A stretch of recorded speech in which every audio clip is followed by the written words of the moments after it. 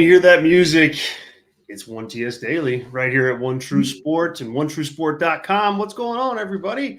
I'm Zack Heydorn, your host from Brass Ring Media. That is Ryan Droste, your other host from Top Rope Nation and the Top Rope Nation podcast. Ryan, what's going on, man? Happy Wednesday. Yeah, man. I mean, absolutely nothing to talk about this morning, so I don't know how we're going to fill the time, but I don't know what, man. We're going to twiddle our thumbs this morning, I guess, and just kind of, it's funny because we've been doing the show a couple weeks now, 3 weeks maybe, or 2.5 weeks, and I've been doing it since June, and there hasn't been like this type of news story to talk about on this show yet. Like there's news here and there and like tidbits here and there and nuggets and things like that, but this is a big one that dropped this morning, and we're talking about the reported secret meeting between Shane McMahon and Tony Khan. Fightful and Wrestle Talk had that story this morning. We'll get into that in a second. Want to get your comments, want to get your thoughts. Our live chat is open. We got a bunch of people filing in here. Jonathan and Maddie and Andrew and Carl. Thanks so much for being here, guys. Thank you for listening on YouTube. And if you're watching there, thanks for tuning in on Twitter. If you're watching there, if you're listening to us after the fact as a One True Sport member, as a podcast, thank you for that too. Just glad that you're here and glad that you're tuning in. The best way that you can support this show is by dropping us a super chat. Drop us a super chat question, a super chat comment.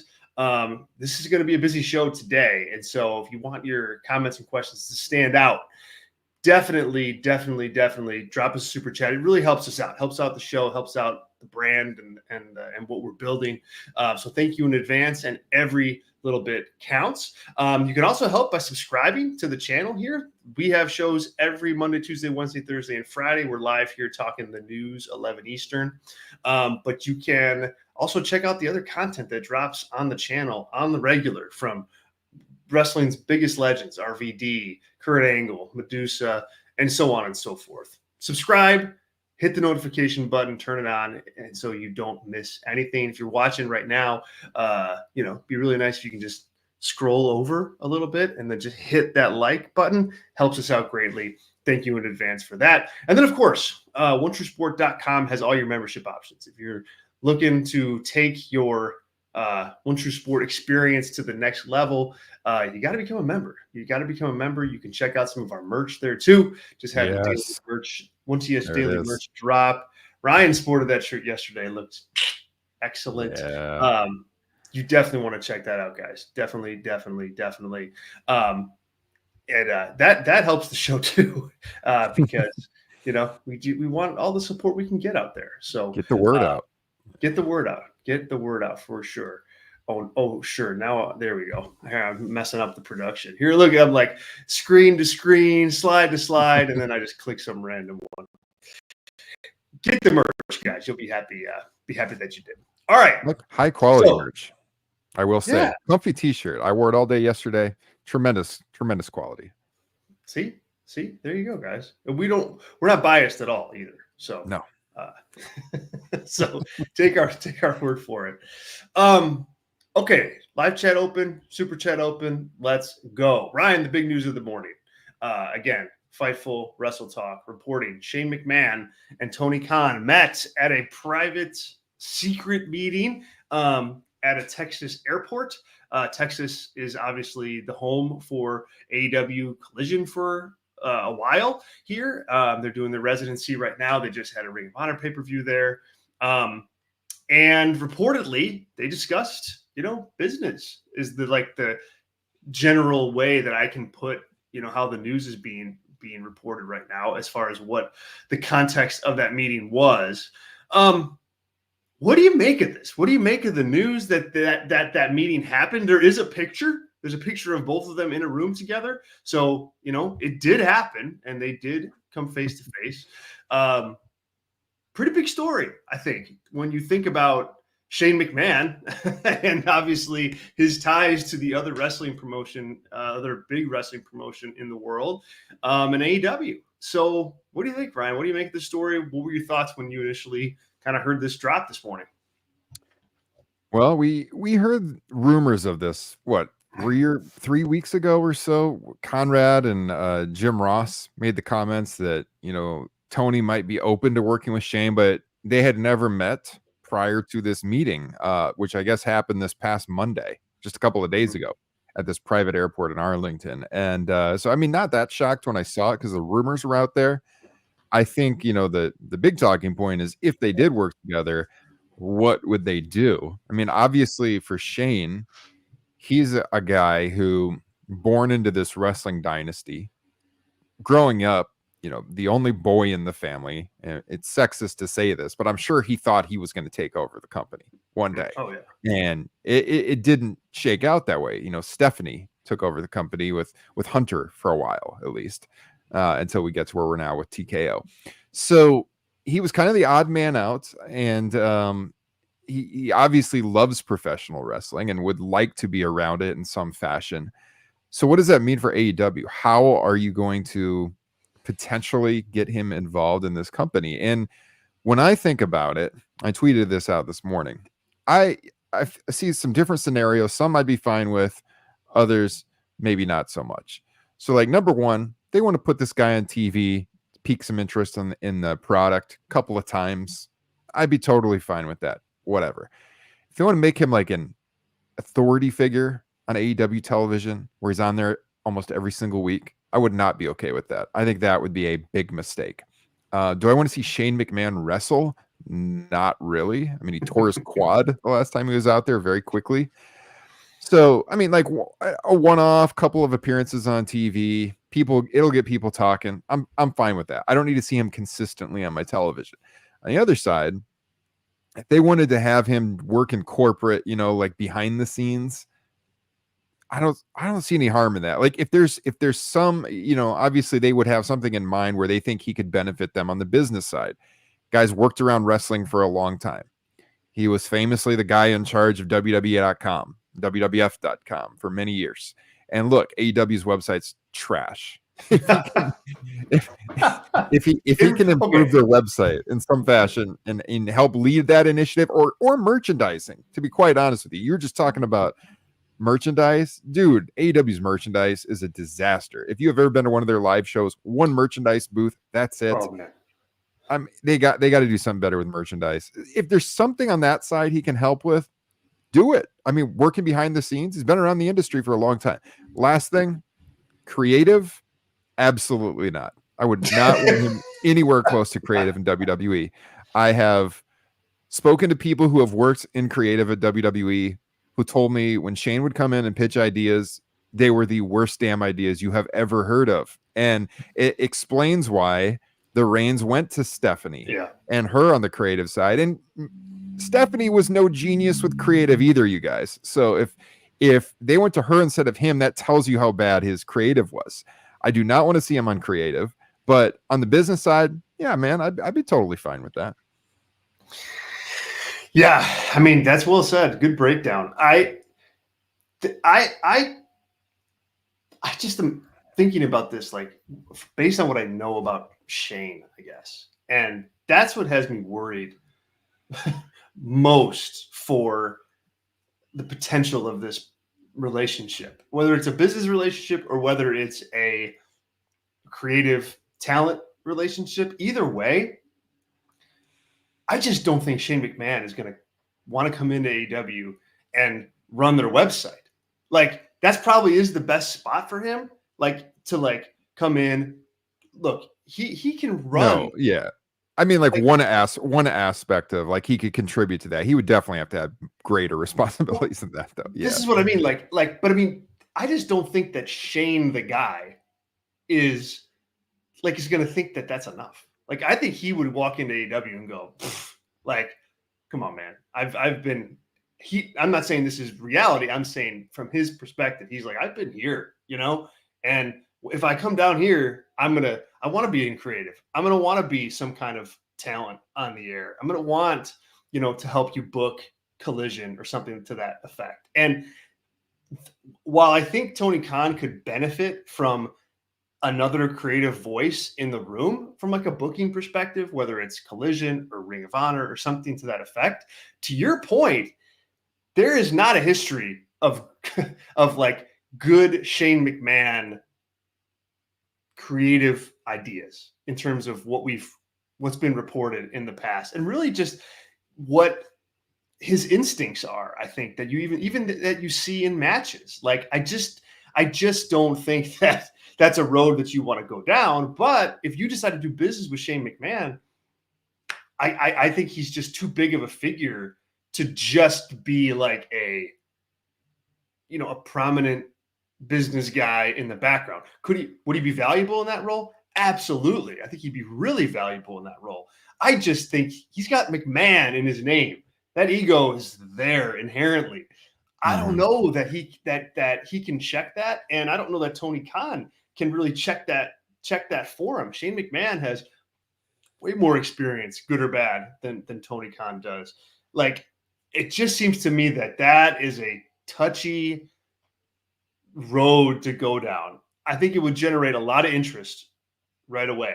But just like we've seen when he's returned to WWE, it's a big buzz early, and then by the end, he's working with Miz at WrestleMania. It doesn't sustain itself in any like real way. And I think you may be you may find that it works out the same way. So I'm with you that's how Tony Khan could leverage Shane McMahon in the best way.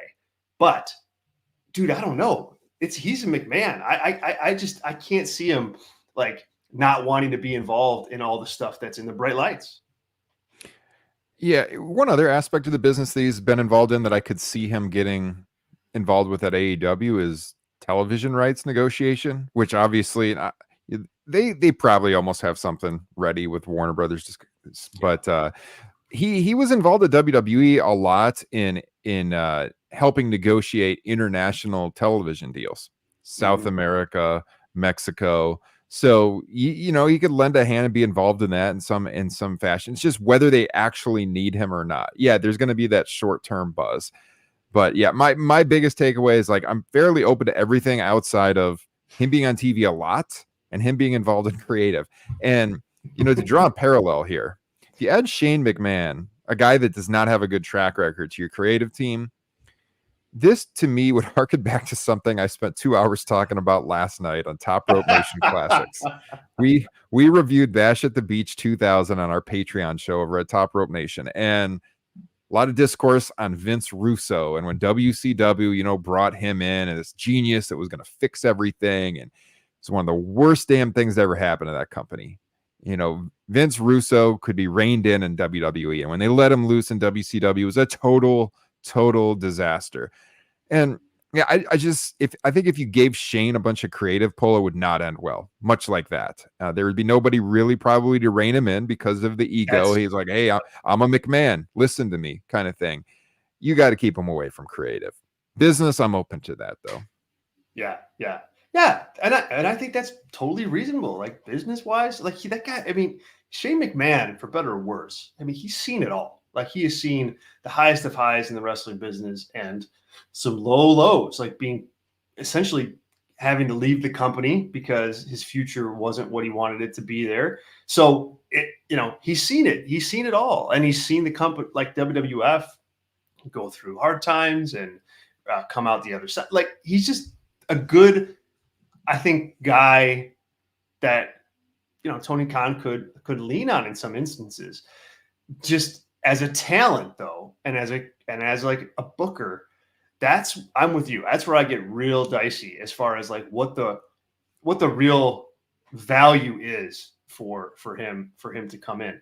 Let me attack this from another angle. Is there any chance that this is just nothing?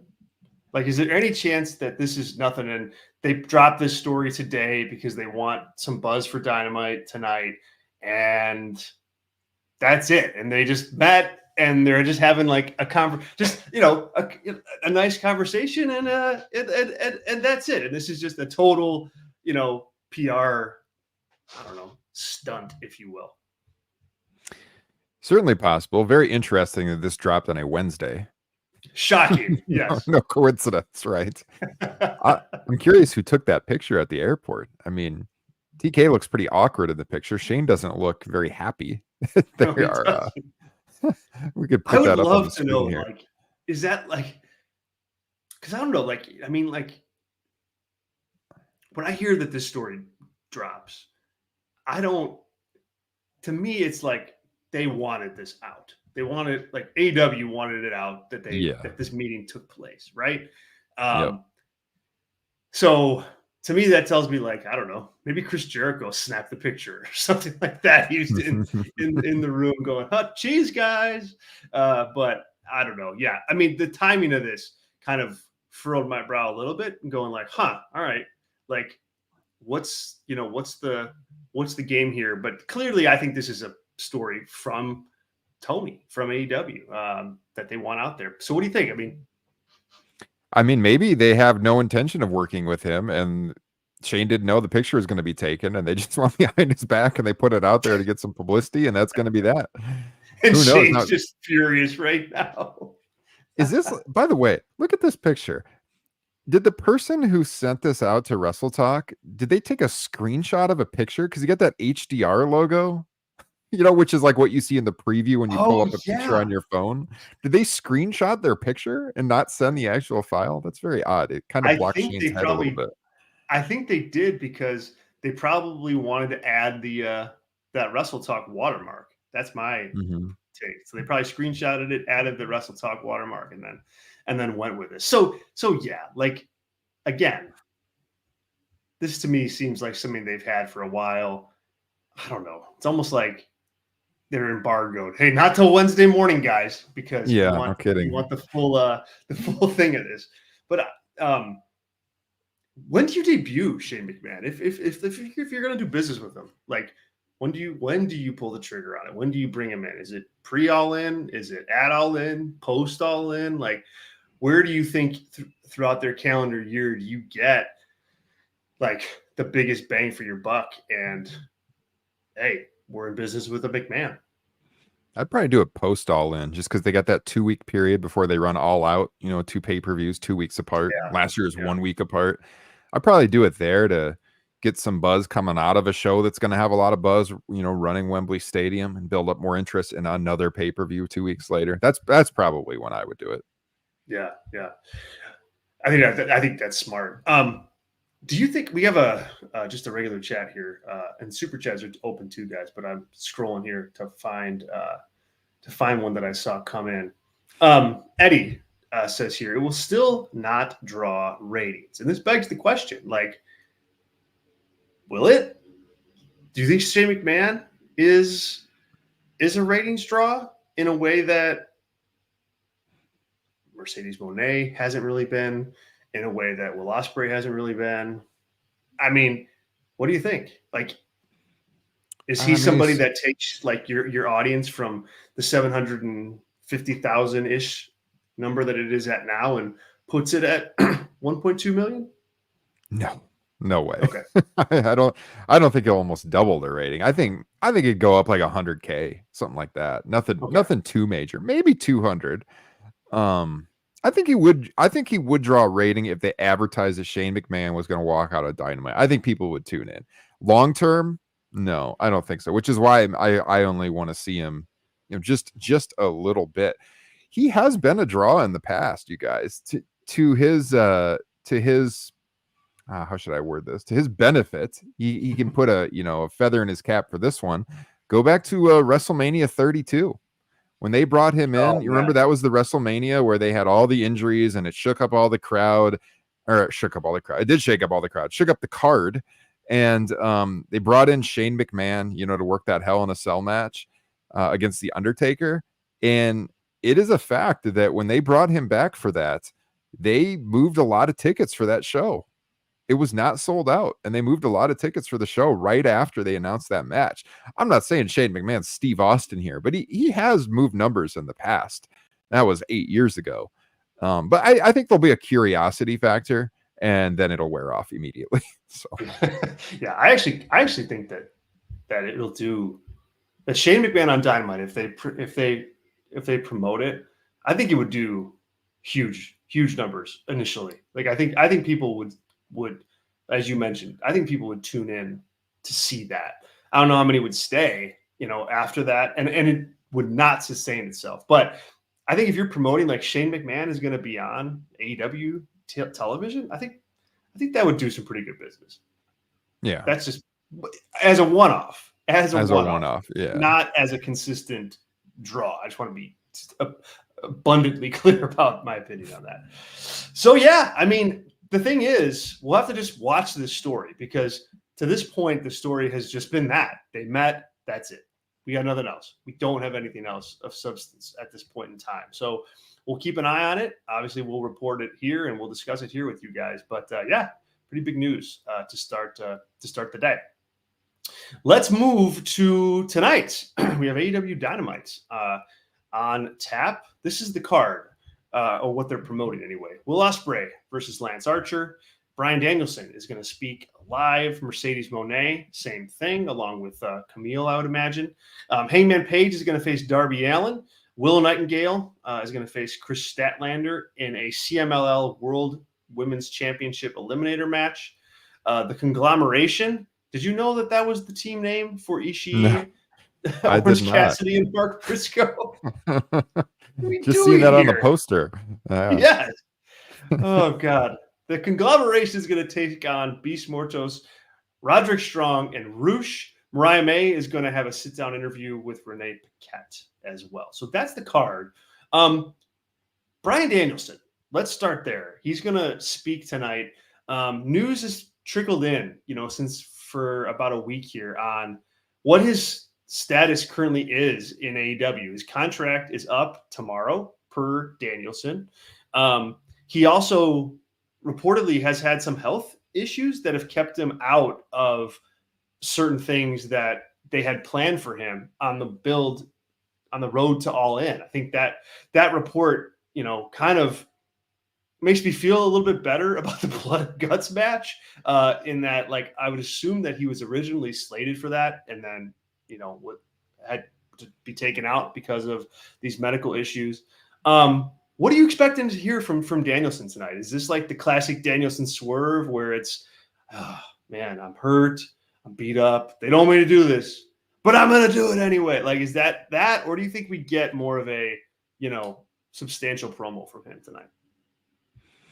I think you're onto something. I think it's something along those lines. I mean, I hope you see the fire in him that he wants to be world champion. I still think they should make him world champion at this show before he wraps up his career.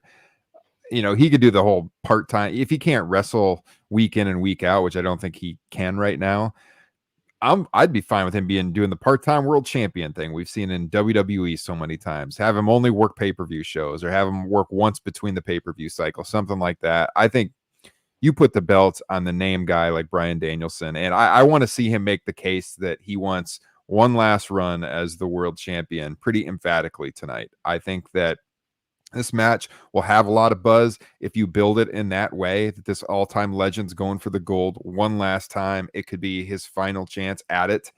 And that's what I want. I want to see them start going on that trajectory, that this is Danielson's last chance, and build the whole show kind of around that story.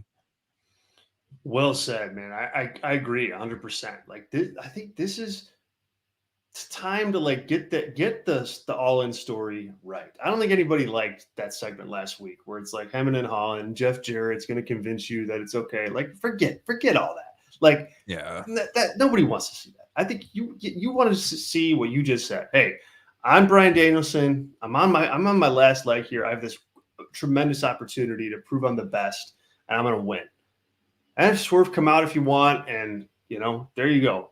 You're on the road to that match. But that's the Bryan Danielson I think people want to see. I think that's main event Bryan Danielson. That's the guy who is going to make that match feel like a worthy Wembley Stadium main event. So, man, do it. Present him that way. If you feel like you have to do the swerve or whatever, like fine, like do it. But I think you got to find a tone here that's really serious and that puts the world title up here. That's something that Danielson wants and is chasing. And you can do that. Danielson's a good enough promo. And we haven't always seen it in AEW, but he's a good enough promo he can easily pivot this back into a really, really compelling main event match at the biggest show of the year. It only takes one promo. Yeah, absolutely. Hangman Page against Darby Allin, kind of a break-off match as far as coming from last week's Mhm. Blood and Guts. Any thoughts on this one? Like, is this what's going on here with Darby and Hangman, or is this just good match booking? I mean, I think you look at this card, and from the match perspective, it's somewhat weak.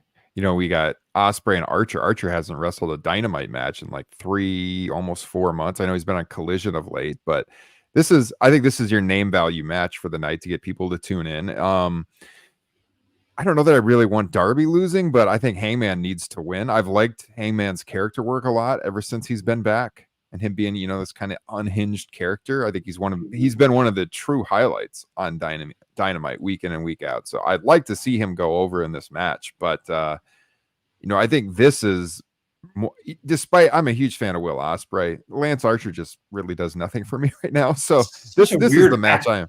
It's just very weird out of nowhere. And that's like the top promoted match. I mean, obviously because it's Ospreay, but I mean, this feels like the bigger match, Hangman and Darby. Yeah, it definitely does. And I mean, the Lance Archer match is just a really weird one. I mean, obviously he's somebody that Will Ospreay can just go out there and beat, like, I mean, that's Lance Archer's spot now in AEW. Maybe you get some kind of MJF involvement here potentially. Mm-hmm. That's on the table, but yeah, a weird match, and definitely not like your typical main event, and that's okay. I mean, it depends on what they do. Every show doesn't have to look the same from a match perspective, certainly not. But yeah, this is a weird one, even for a promotion that does like to throw some matches together. Usually they do that so that they can put on a really, really good match, and this isn't that either. So a bit bizarre. Yeah. I don't even know what to say about the conglomeration. What? I don't have any deep thoughts on that, man. I don't think so. I think we're just gonna let that lie. Mariah May. Look, you guys all know what we think about Mariah May. Great talent on a really good run. I am excited to see this sit down interview series with Renee Paquette. I think something like this for her can be really valuable, like in terms of showcasing that the heel character. And not only that, but like telling the story, further with Toni Storm. Toni Storm had a great promo on Collision last week. Last week on Saturday. And so the feud continues on. It's humming along nicely. So I'm excited to see what this is. I'm sure it's not going to be like, talking point A or even B coming out of the show, but I think it's a good way to use, the time you have between now and All In to tell some additional short chapters in her story. So I'm excited to see what they do with that. Yeah, I mean, we raved almost was that 3 weeks ago now on the turn, and then the following week they put her out in front of the crowd, Mariah, and we thought the promo was fine, delivery was good, kind of exactly what they wanted. Then last week we saw her wrestle with this new character for the first time, but this really is her chance to sink her teeth into the new character. I made the case on here 2 weeks ago that I probably would have done a pre-tape backstage thing rather than having her cut that promo out in front of the live crowd where they did the heinous what chants during her promo. Yeah, this will be really good for her character. I think I'm really, really looking forward to this. A more controlled environment where she can, I mean, her acting throughout this entire storyline, and especially during the turn, has been phenomenal by wrestling standards. So I think this will be really good. And I think Renee is always awesome. So this should be good stuff. Yeah. And then any thoughts on Willow Nightingale and Chris Statlander? This is kind of the feud that never ends. CMLL Women's Championship Eliminator. Not sure that really means much, but they've had a long feud at this point, and they're going to wrestle again. I don't know, man. I'm kind of ready to see this thing right off into the sunset. It's time. I mean, they're either riding off into the sunset or they're setting up another match at All In. So, Well, that's true. That's true. I'm with you. I'd rather see it ride off into the sunset personally. Yeah, I think Will Nightingale just has like a pretty tremendous upside. I think she's really a good babyface character, and like she's just constantly involved with Chris Statlander, who I just don't think that about. Like I don't, I think Chris Statlander's Chris Statlander. I think she's a good utility player on the roster, but that's it. And if you kind of hang around her too long, like you kind of fall down to her zone, and that's where I think that like you want to be careful, because Nightingale does, I think, offer something long term. Yeah. 100%. We'll talk about all of AEW Dynamite tomorrow here on the show, guys. So make sure to tune in then, 11 Eastern. Let's run down the results of last night's NXT Great American Bash. We had Alba Fire and Isla Dawn defeat Meta 4 and retain the Women's Tag Team Championships. Tony D'Angelo retained his Heritage Cup over Tavion Heights. Cedric Alexander got a win over Brooks Jensen. Joe Hendry performed his concert, which was something. It's like Elias, but only better. Jada Parker defeated Kendall Gray. JC Jane, Jasmine Nix, and Fallon Henley beats Carmen Petrovich, Lola Vice, and Sol Ruka. And then in the main event, Roxanne Perez retained her NXT Women's Championship against Thea Hale. That match, I would say, is a reason to watch the show. That was a really good match, Roxanne Perez and Thea Hale. There's two very young talents in NXT that put on a show last night. So I watched it this morning whilst eating breakfast, and it's a heck of a match. So if you're not a regular NXT watcher, I'm not saying you have to watch the whole show, but that was a pretty solid match. The Joe Hendry thing, man, continues to amaze. I don't know when it's going to fizzle, but it's good to see him get his attention while he can. Yeah, I did not see it because, as mentioned, I was with my guys talking Bash at the Beach 2000, but I will check out some of it. I think Jesse, my co-host at Top Rope Nation, is checking in the chat here. He says Cedric Alexander is still employed with the WWE. Hey, he is. As he Scoops did some research on this, first win in WWE since 2021 last night. So my God. So yes, he still is, but that's a big time gap. A big gap. Jeez. Oh, Zach, man. we had a super chat come in. I don't know if you saw this or not. Maddie got us a super chat. I certainly did. Our friend Maddie with a joke.